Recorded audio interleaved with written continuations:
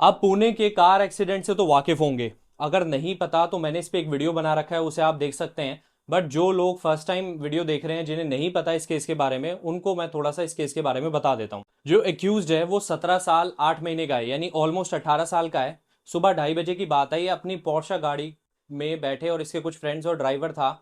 तो ये करीबन 200 किलोमीटर प्रति घंटे की स्पीड से गाड़ी चला रहा था अपनी, जो कि स्पोर्ट्स कार है पोर्शा। आपको पता है 1.5 से 2.5 करोड़ के बीच में इस कार की वैल्यू बताई जा रही है। और ये नशे में धुत था एकदम। क्यों? क्योंकि ये पहले 10:30 से 2:30 बजे के बीच में ये बाहर रहता है, पार्टी देने जाता है अपने फ्रेंड्स को, क्योंकि इसकी 12th क्लियर हो गई होती है। तो इसने 90 मिनट में करीबन 48,000 रुपये खर्च करे किस पे? शराब पर। नशे में धुत था, गाड़ी चलाता है और 2 लोगों को अपनी गाड़ी से कुचल देता है। 2 लोग जो कि सॉफ्टवेयर इंजीनियर थे, उनका नाम था अनीश और अश्विनी। ये दोनों सॉफ्टवेयर इंजीनियर थे, एक लड़का एक लड़की। इनको अपनी गाड़ी से कुचल देता है और इनकी मौके पे ही डेथ हो जाती है।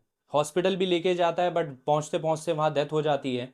बताया जा रहा है कि ना तो इसके पास ड्राइविंग लाइसेंस है, क्योंकि 18 साल से कम का है। दूसरी चीज, महाराष्ट्र के अंदर जो अल्कोहल कंजम्पशन की मिनिमम एज है वो 25 साल है। तो यहाँ पे भी एक ऑफेंस किया करता है।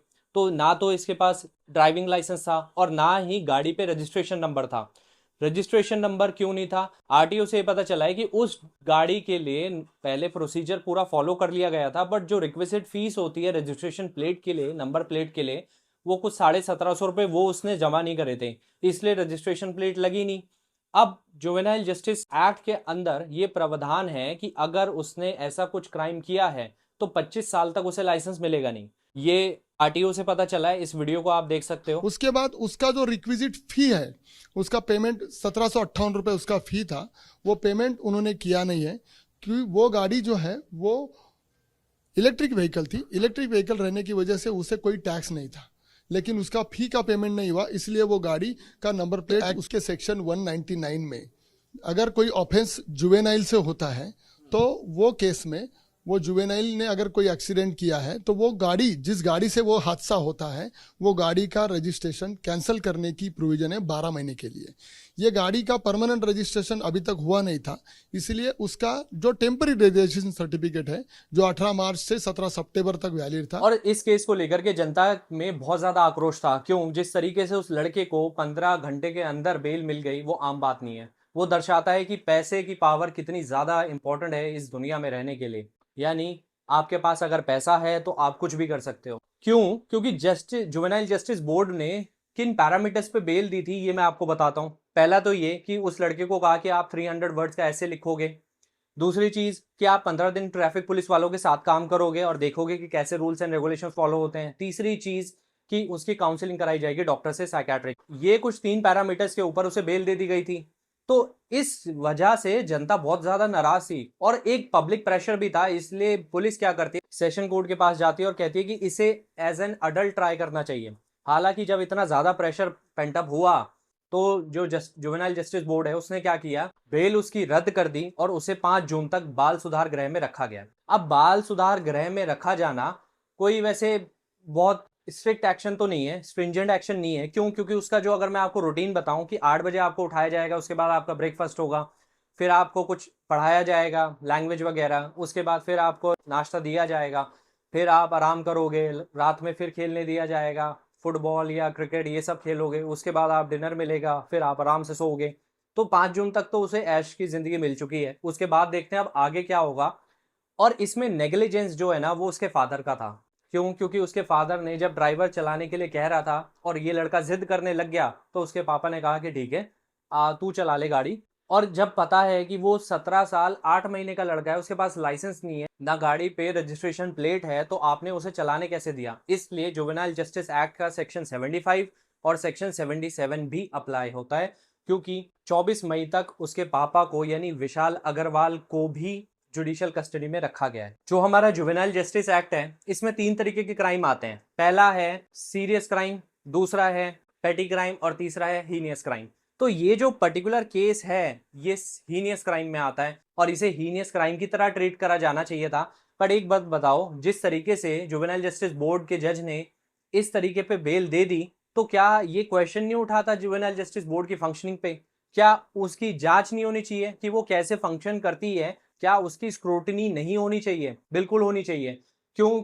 या देखो दो ही केस बनते हैं, या तो पुलिस ने एफआईआर के अंदर इस तरीके से सीरियसनेस दिखाई नहीं कि जुवेनाइल जस्टिस बोर्ड को ये पता ही नहीं चला कि इतना ज्यादा हीनियस क्राइम था, या फिर जो जुवेनाइल जस्टिस बोर्ड है उसने इस चीज को इतना लाइटली लिया, उसे दबाने की कोशिश करी गई केस को, इसलिए इस कंडीशन पे बेल दे दी। अगर पब्लिक का प्रेशर नहीं होता तो ये केस तो कब का रफा दफा हो गया होता, और उन दो लोगों की जो जान गई उनका क्या था? ये हीनियस क्राइम के अंदर क्यों आना चाहिए? देखो कुछ इसमें मुझे लगता है कि जो प्रॉपर फंक्शनिंग हुई है, जो प्रोसीडिंग्स हुई है, जो प्रोसेस लिया गया, इसमें माल प्रैक्टिसेस हुई है, इसके अंदर टेम्परिंग की गई है, जो एविडेंस है उनके साथ भी टेम्परिंग की गई है। क्यों?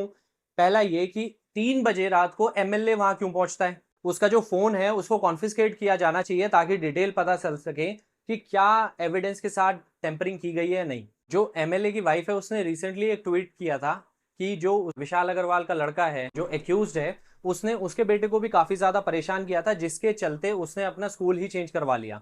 तो वो पहले से ही ऐसा था, और इवन उसे इतनी ज्यादा पैम्परिंग करी गई थी, इतना ज्यादा वो पैम्पर्ड लड़का था कि उसे फ्रीडम और आर्बिट्ररीनेस के बीच में कोई लाइन ही नहीं दिखती थी। तो ये जो हीनियस क्राइम है, ये पहला तो ये कि एमएलए क्यों आया वहां पे। सेकंड चीज कि आपने मेडिकल तुरंत क्यों नहीं करवाया? 15 घंटे के बाद आप मेडिकल करवा रहे हो। क्या आपको पता नहीं था कि अगर उसने इतनी दारू पी रखी है तो दारू तो जो अल्कोहल होता है उसकी स्मेल तो दूर तक आती है?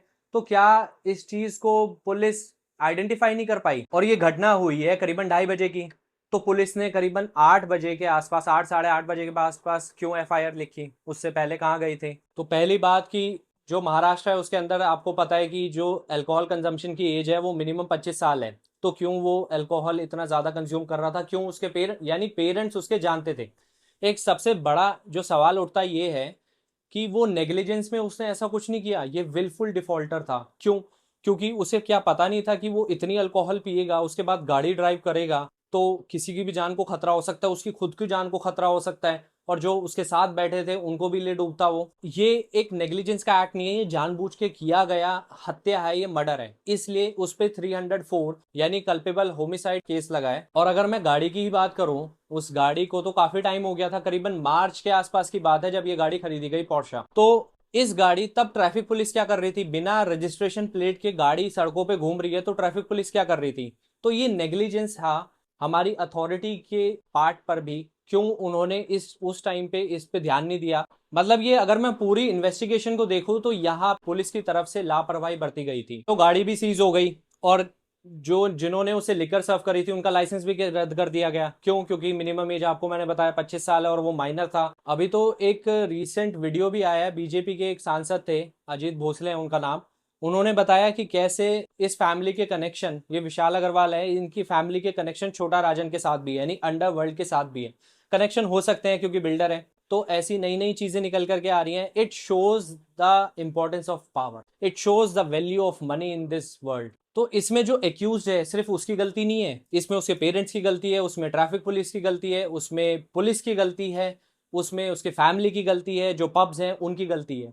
तो पूरी एक सोसाइटी यानी चेन बनी है, इसमें उसे बिगाड़ने के लिए बहुत सारे लोग रिस्पॉन्सिबल है, खास तौर से उसके पेरेंट्स। तो उसकी आदतें शुरू से ही ऐसी रही थी, उसे एज एन अडल्ट ट्राई करा जाना चाहिए, क्योंकि अगर उसे ये 304A के अंदर ट्राई किया जाता है तो उसको सजा कितनी मिलेगी? महज 2 साल की। तो क्या ये जस्टिस होगा उन दो फैमिलीज के साथ जिन्होंने अपना एक करीबी खोया है? अब उनकी हालत देखो। अब आप क्या सोचते हो इस बारे में? क्या उसे एज एन अडल्ट ट्राई किया जाना चाहिए? क्यों? क्योंकि उसने जो क्राइम किया है वो छोटा क्राइम तो है नहीं, वो हीनियस क्राइम के अंदर आता है, तो उसमें उसकी एज नहीं देखी जाएगी। और एज भी कितना छोटा है, वो 18 साल से, वो 17 साल 8 महीने का है, कोई बहुत छोटा तो नहीं है। उसे एज एन अडल्ट ट्राई करा जाना चाहिए ताकि दो फैमिलीज के साथ जस्टिस हो सके। और सबसे बड़ी बात पता है क्या है? अगर आप इसे अडल्ट ट्राई नहीं करोगे ना तो ये सोसाइटी में डेटरेंट की तरह सर्व नहीं करेगा। लोग डरते तभी हैं जब उनको कुछ एक ऐसा एग्जाम्पल दिखता है, तभी तो वो डरेंगे। अगर सब ऐसे ही चल देंगे तो आगे से तो कोई भी पेरेंट्स अपने माइनर को गाड़ी दे देगा और कोई भी किसी को उड़ा देगा और आसानी से बेल मिल जाएगी। जब तक कोई सोसाइटी में डेटरेंट नहीं, एग्जाम्पल सेट नहीं होगा, तब तक ये केसेस रुकने बंद नहीं होंगे। आई होप ये वीडियो आपको पसंद आया होगा।